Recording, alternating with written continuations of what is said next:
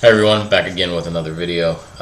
Sorry for the delay. I know it's been quite some time since I've done a video, but as you know, it's been pretty hectic the last couple of days, and with kind of the DJing thing and the job interview, which it just did not work out.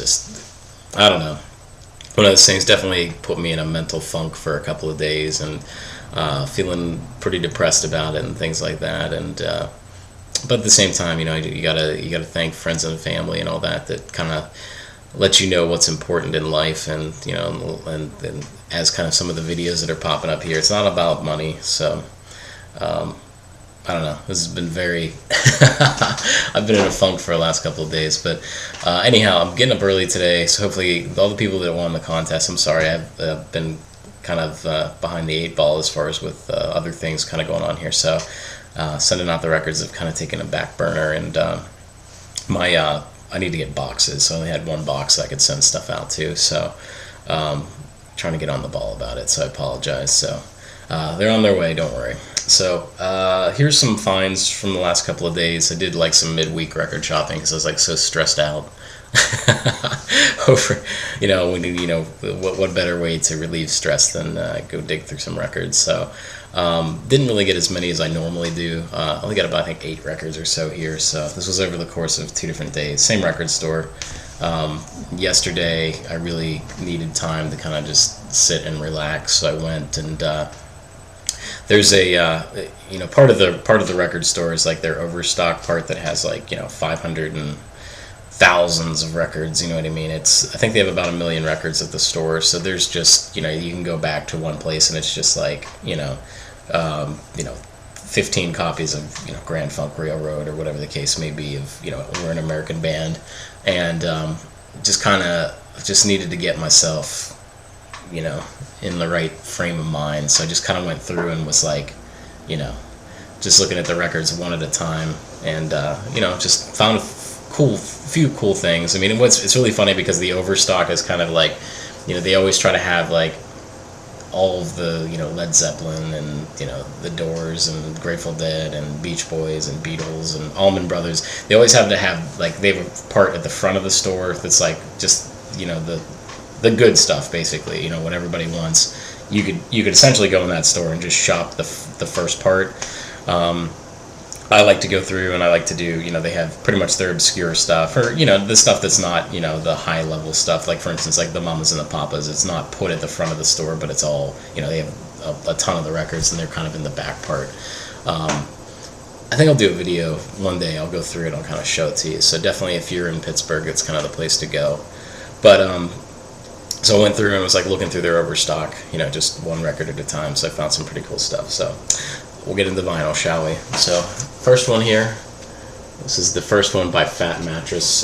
This actually had Noel Redding. He played guitar on this.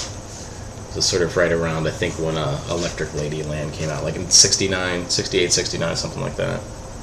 1969. So it's pretty cool. Me and the missus were listening to it yesterday, and it was definitely I had never heard it before, and it was definitely a nice find. I believe this is the first one by the Nitty Gritty Dirt Band. Pretty interesting stuff. I mean, it's kind of I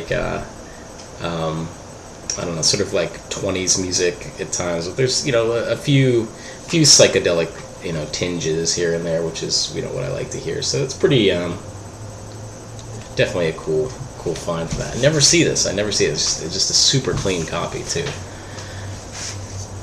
This is a little bit of a rarity here. Sorry about the glare.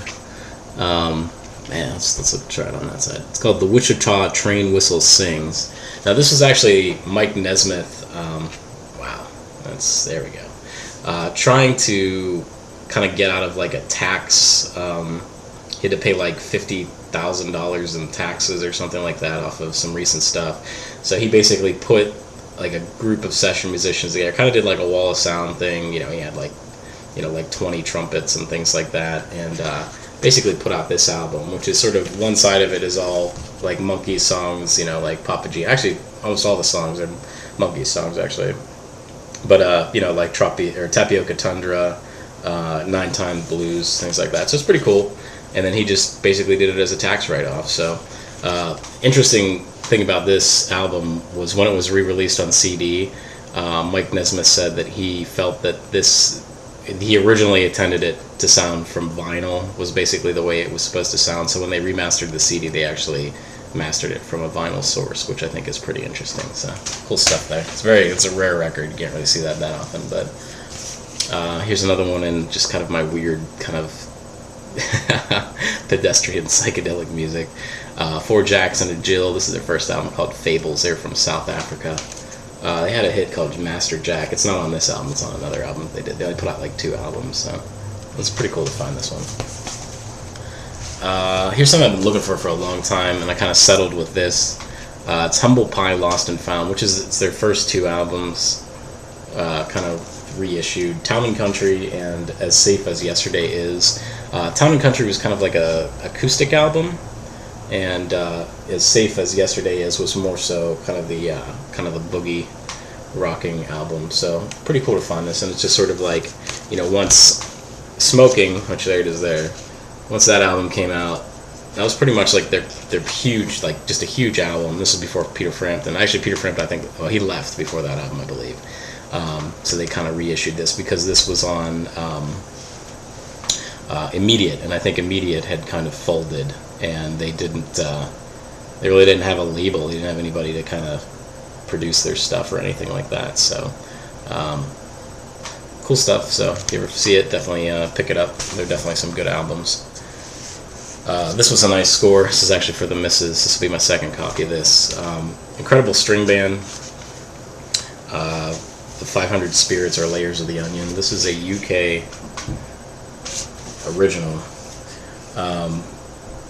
I'm not too sure why it's on the Butterfly label. It's definitely not a repress, I can tell you that much. But it may be like it's mid-70s. It's mid-70s pressing. It's from 1976. But it's still pretty cool because the only one I have is the Sundays one. So this is definitely on the Holy Grail list for the OG, the original gangster, if you will. So it's pretty cool to find this. Mrs. was definitely happy about that. And the last find, this is a guy that I really like his stuff, Dave Van Ronk. He was kind of in sort of the kind of the bleaker scene, I guess. The sort of out in New York, with Bob Dylan and things like that. It's not the bleaker scene. I can't think of what the heck they always call it.